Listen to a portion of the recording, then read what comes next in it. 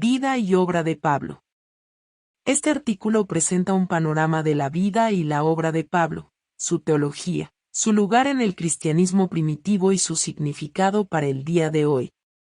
1. Vida y obra.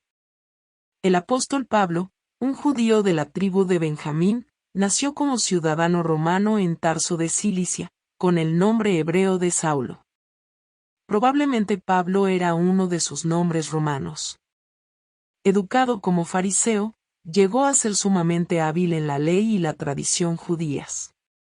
Mientras participaba de una persecución violenta de la iglesia, fue confrontado en el camino a Damasco con una visión cegadora del Jesús resucitado.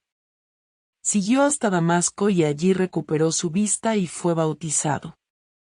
Obedeciendo a su nuevo Señor, empezó de inmediato a predicar a Jesús como Mesías en las sinagogas y a su vez llegó a ser objeto de la persecución judía.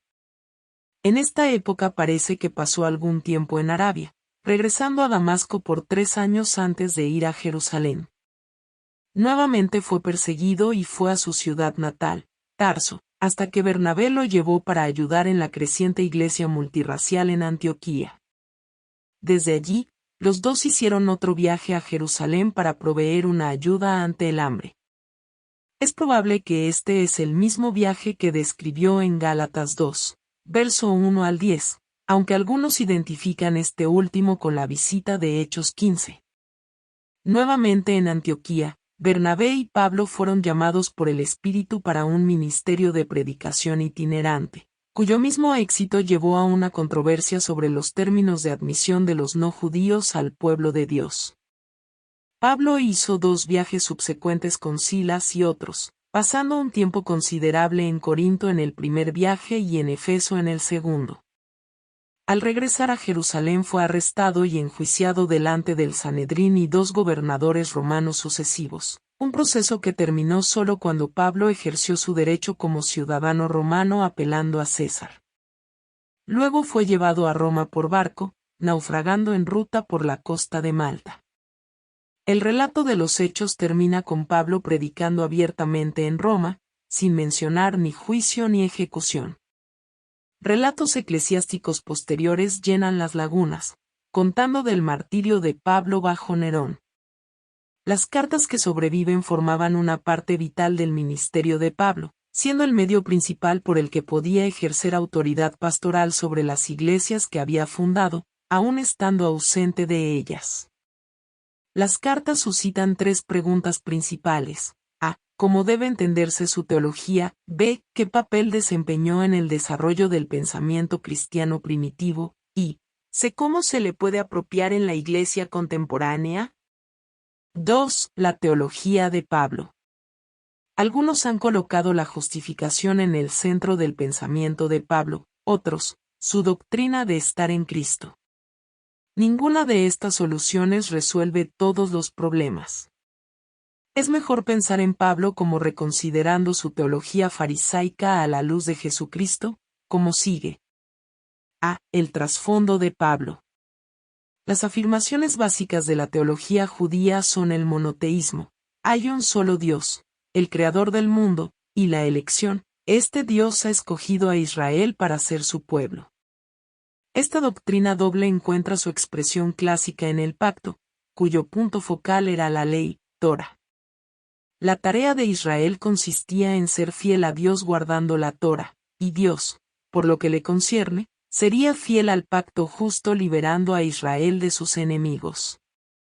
Como fariseo, Pablo creía que esta liberación tomaría la forma de una nueva era irrumpiendo en la era presente. Mala Israel sería vindicado entonces, y los que habían muerto siendo fieles al pacto serían resucitados de entre los muertos para compartir en el nuevo orden mundial. Mientras tanto, la única esperanza de Israel consistía en la fidelidad a la Torah y en su consecuente exclusivismo y separación de la contaminación, especialmente por medio del contacto con los gentiles. Fue lo que parecía ser el relajamiento de estas obligaciones del pacto por parte de los cristianos primitivos lo que hizo que Pablo los persiguiera. Su visión de Jesús resucitado provocó un trastorno total no solamente en su vida personal, al reconocer a Jesús como Señor, sino también en su pensamiento. Si Dios había resucitado a Jesús de entre los muertos, eso significaba que Jesús era el Mesías, el representante de Israel. Este reconocimiento lo llevó inmediatamente a una revaluación de todo su sistema teológico y su vocación práctica. B. Dios y Jesús. El concepto que Pablo tenía de Jesús causó, y dio forma, a la revolución en su concepto de Dios. Si Dios había vindicado al Jesús crucificado como Mesías, entonces en él, en su sufrimiento y su vindicación, ya se había llevado a cabo la acción de Dios para salvar a su pueblo. Puesto que él conceptuaba a esa acción como esencialmente acción de Dios mismo, Pablo llegó a la conclusión de que Jesús mismo era Dios en acción. Dios estaba en Cristo reconciliando al mundo consigo mismo. Lo que Jesús hizo en la cruz es algo que solo Dios puede hacer, así que Jesús, quien antes de hacerse humano era en forma de Dios, no consideraba que esa igualdad con Dios era algo para su propio beneficio, sino que reveló el verdadero carácter de Dios por medio de su abnegación, su encarnación y su muerte. La resurrección es la afirmación de Dios de que este amor que se da a sí mismo es en verdad la revelación de su propia vida y carácter. El Dios que no compartiría su gloria con otro la ha compartido con Jesús. De modo que el monoteísmo se redefine, no se abandona. Pablo se basa en la metáfora judía de la sabiduría de Dios por medio de la cual Dios hizo el mundo, para atribuir esa agencia en la creación, así como en la nueva creación, a Jesús, colocando a Jesús al lado de el Padre en formulaciones que en sí mismas son nuevas expresiones del monoteísmo judío frente al politeísmo pagano. Esta impresionante visión nueva de Dios, especialmente destacando el amor divino, se complementa por el concepto que Pablo tiene del Espíritu trabajando en los hombres y las mujeres para realizar aquello que Dios se propone, el dar vida verdadera. Finalmente, Pablo reconoce que el monoteísmo no puede contentarse con dividir al mundo en dos mitades. Si hay un solo Dios, y un solo Señor, debe haber un solo pueblo. Así que su nuevo concepto de Dios señala hacia un nuevo concepto del pueblo de Dios.